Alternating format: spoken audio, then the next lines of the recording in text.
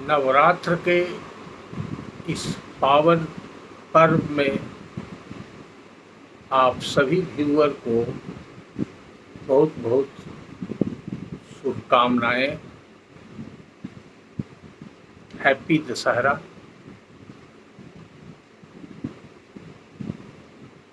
आज आप लोगों के बीच मैं यह विशेष धारावाहिक व्याख्यान प्रारंभ कर रहा हूँ। विगत कुछ महीनों से मैं देख रहा हूँ कि मेरे जितने भी व्यूअर हैं, या तो वे न्यायिक पदाधिकारी जुडिशियल ऑफिसर्स हैं, क्योंकि मेरा जो भी लेक्चर ट्रेनिंग के दौरान हुआ है, इसमें सभी न्यायिक पदाधिकारी बिहार जुडिशियल एकेडमी में ट्रेनिंग के दौरान आते हैं और विभिन्न विषयों पर अलग अलग फैकल्टी मेंबर उनको ट्रेन करते हैं, किसी न किसी वैधानिक विषय पर अपना व्याख्यान देते हैं। वो सारे लेक्चर्स इस चैनल पर, जो आप सभी लोग जान रहे हैं,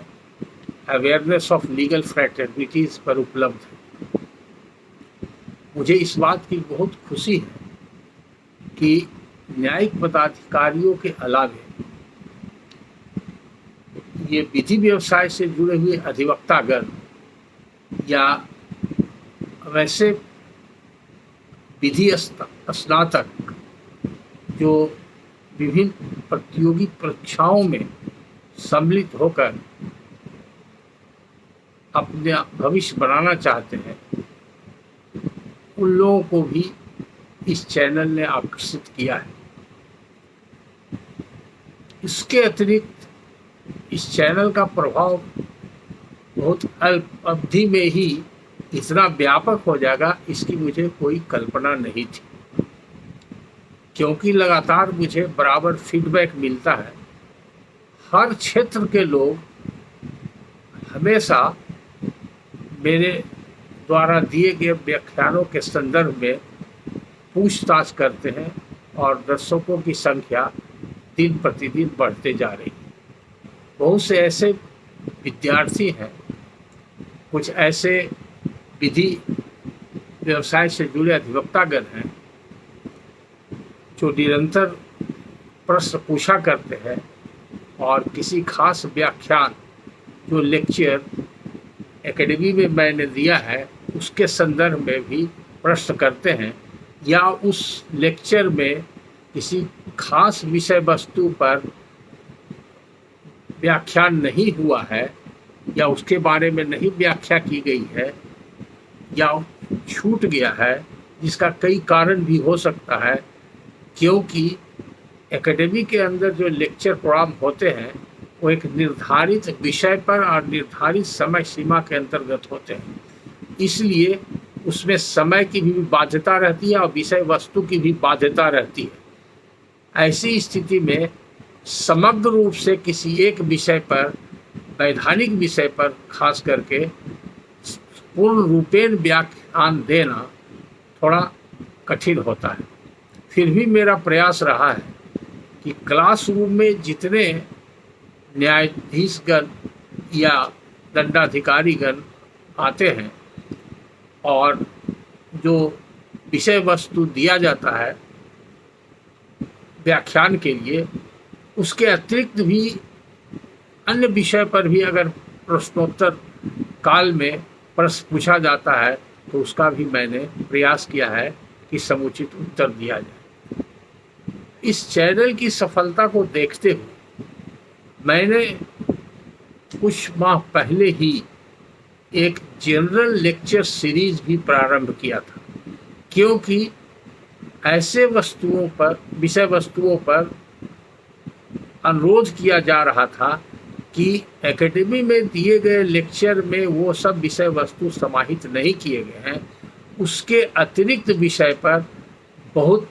क्लैरिटी की आवश्यकता है, उसकी व्याख्या की आवश्यकता है, जिससे कि विधि व्यवसाय से जुड़े सभी व्यक्ति लाभान्वित होंगे और उसमें कुछ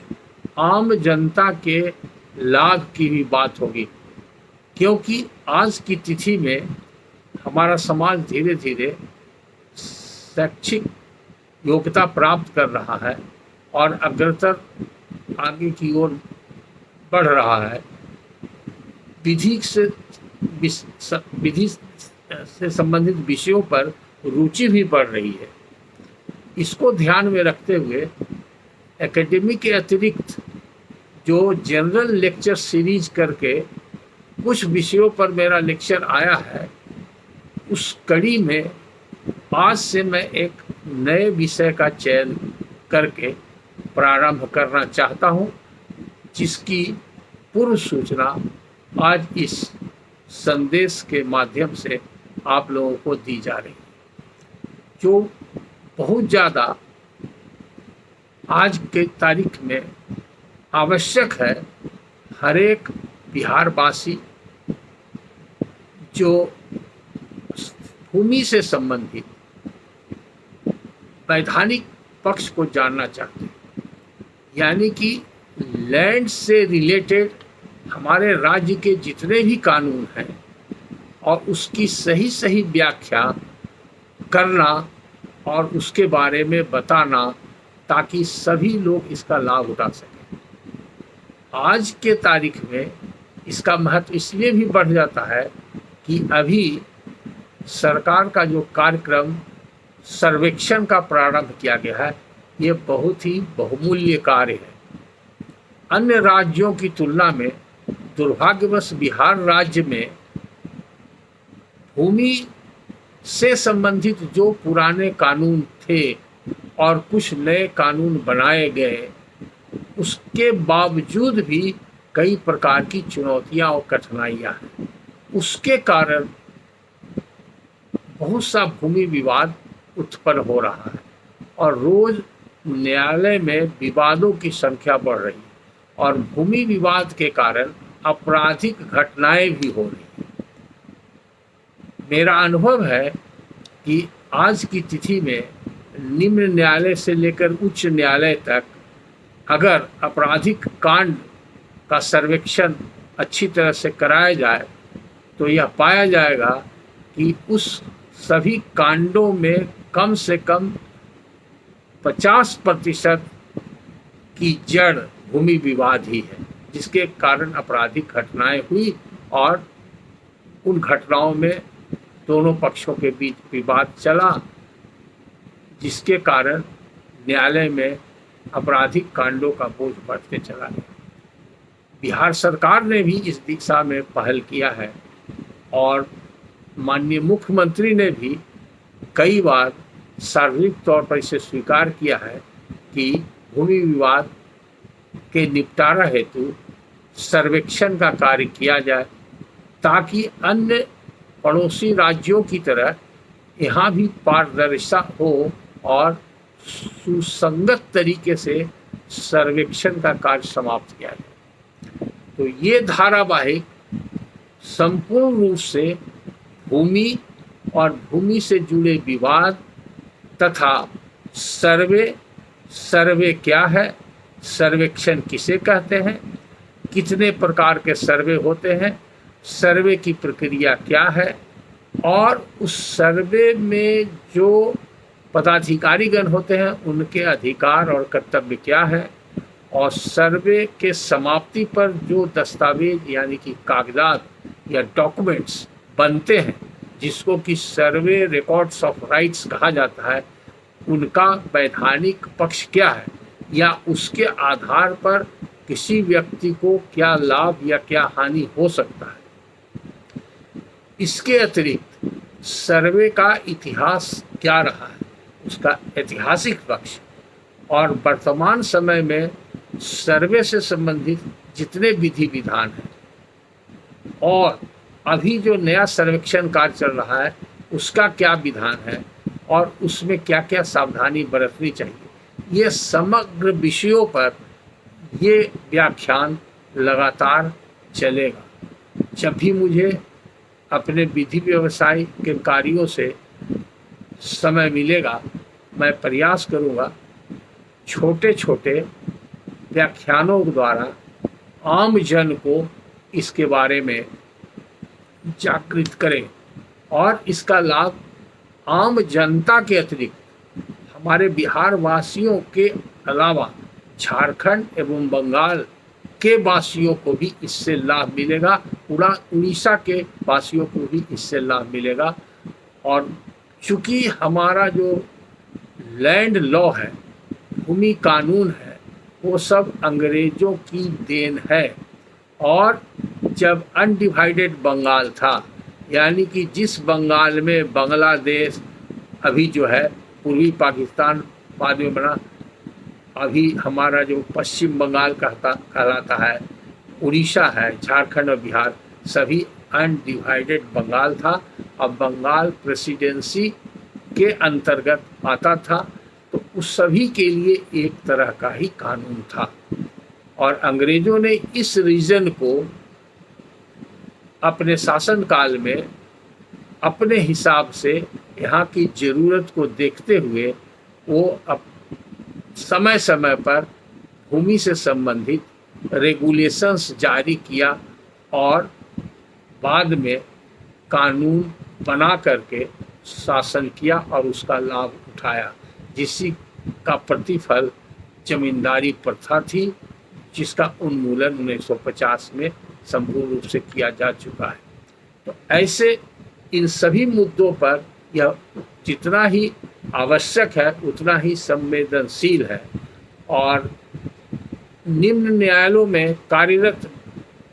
जो अधिवक्ता महोदय हैं, जिनका अनुभव जमींदारी उन्मूलन के पहले के मुकदमों को करने का रहा है, अब वैसे अधिवक्ता शायद ही मौजूद हों,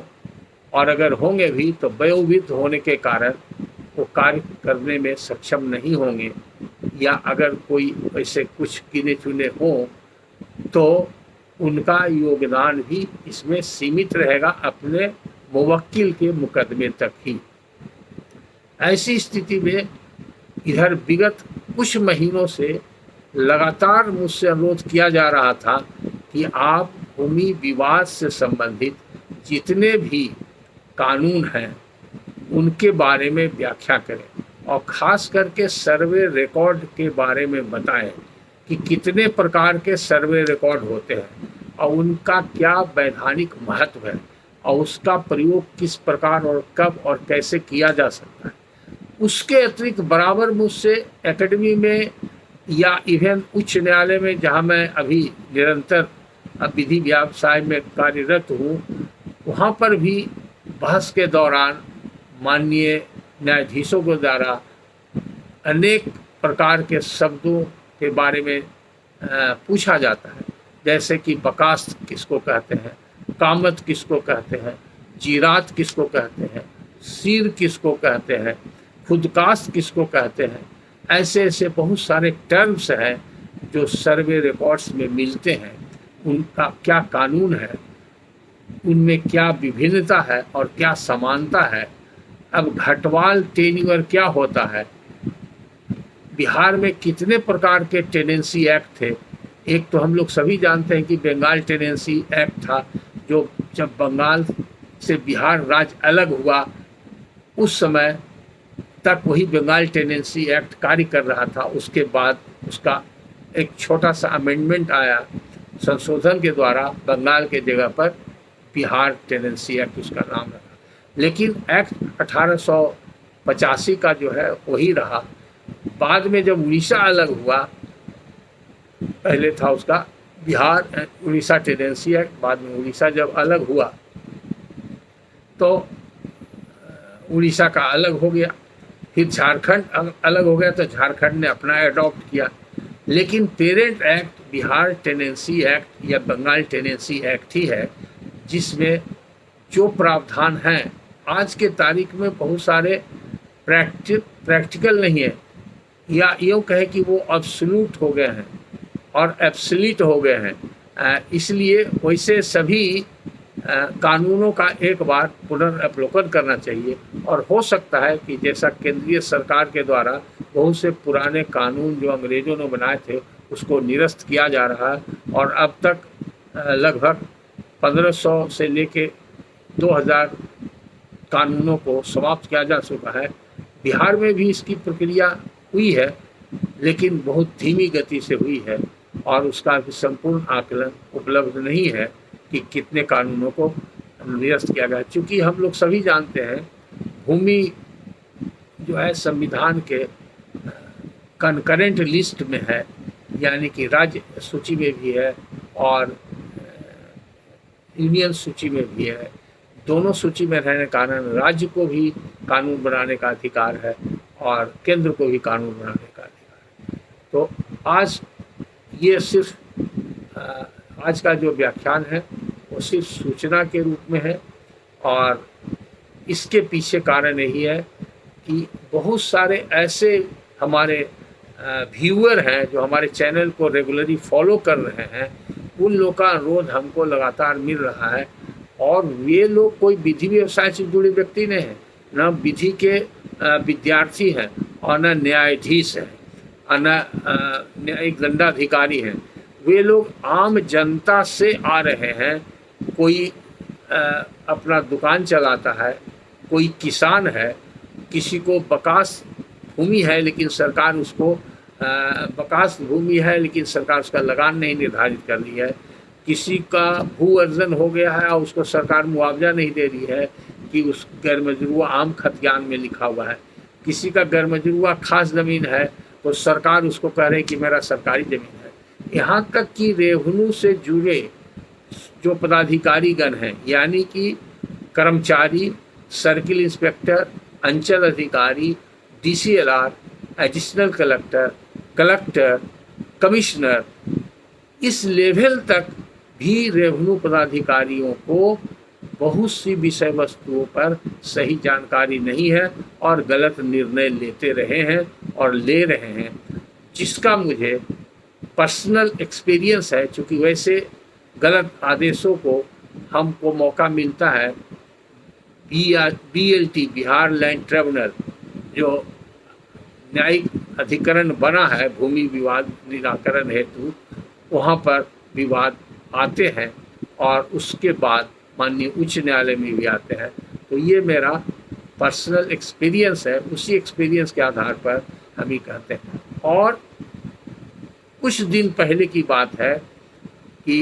विगत 53 वर्षों से मैं विधि व्यवसाय से जुड़ा हुआ हूँ, फिर भी मुझे एक भी रेवन्यू के अधिकारी ऐसे नहीं मिले जिनको की समग्र ज्ञान लैंड लॉ से संबंधित हो। और चूंकि सरकार ने भी समय समय पर कुछ दिशा निर्देश दिया है, वो भी भ्रामक है, जिससे लोग पदाधिकारी लोग भी भ्रमित हो रहे हैं। लेकिन एक सप्ताह पहले मुझे एक व्यक्ति जो अपने आप को DCLR परिचय दे करके हमसे मिले, वो मेरे लेक्चर सुनकर बहुत प्रभावित हुए थे। जो मेरा पहला लेक्चर है लैंड लॉ बिहार 2 घंटा 40 मिनट का, जो जुडिशियल एकेडमी में एडिशनल डिस्ट्रिक्ट जजों के बीच में दिया गया था, उसको सुनकर वो बहुत प्रभावित हुए और वो मुझसे मिलने आया और उन्होंने कई तरह का प्रश्न विकास से संबंधित और अन्य प्रकार के भूमि से संबंधित और सही जानकारी प्राप्त करने हेतु संपर्क किया था। तो मैंने उनको आश्वासन दिया था कि आप थोड़ा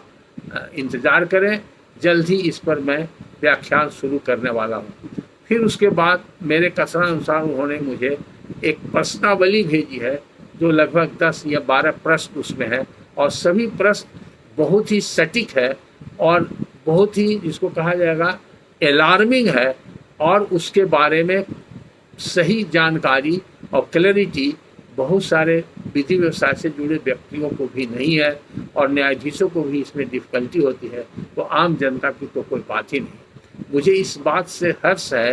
कि एक रेवन्यू पदाधिकारी जो DCLR हैं अभी कार्यरत है, वो अपना शंका को समाधान करने, अपनी शंकाओं का समाधान करने हेतु हमसे पर्सनली आकर के मिले और अनुरोध किए कि या तो मेरे प्रश्नों का आप उत्तर दें या आप इस पर कोई व्याख्यान दे करके इसको क्लैरिफाई करें, ताकि मैं अपने सेवा काल में सही निर्णय ले सकूं। और उन्होंने यह भी मुझे सूचित किया कि वरीय पदाधिकारियों के द्वारा जो दिशा निर्देश दिया गया है, या सरकार ने भी जो संकल्प पत्र के द्वारा दिशा निर्देश दिया है रेवेन्यू पदाधिकारियों को, उसमें भी कुछ विसंगति है या त्रुटि है या भ्रामक है या वैधानिक पक्ष उसका सही नहीं है। इसलिए इस विषय का महत्व बहुत बढ़ जाता है। तो आज ये आपको सूचित करने के लिए ये व्याख्यान है सिर्फ, और हर आम एवं खास व्यक्ति सभी से मेरा अनुरोध है कि जब ये धारावाहिक व्याख्यान शुरू हो रहा है तो आप इसको जरूर सुने, और सुनने के बाद आप अपना कमेंट जरूर भेजें और इसको अपने इष्ट मित्रों और संबंधियों के बीच इसको शेयर करें और लाइक करें, ताकि ज़्यादा से ज़्यादा हमारे राज्य के जितने भी व्यक्ति हैं जो इच्छुक हैं इस सब के बारे में जानने के लिए, वो लाभ उठा सकें। इन सब शब्दों के साथ आज मैं ये परिचयात्मक व्याख्यान को समाप्त करता हूँ और अपने सभी व्यूअरों को मैं शुभकामना देता हूँ। शुभ दशहरा।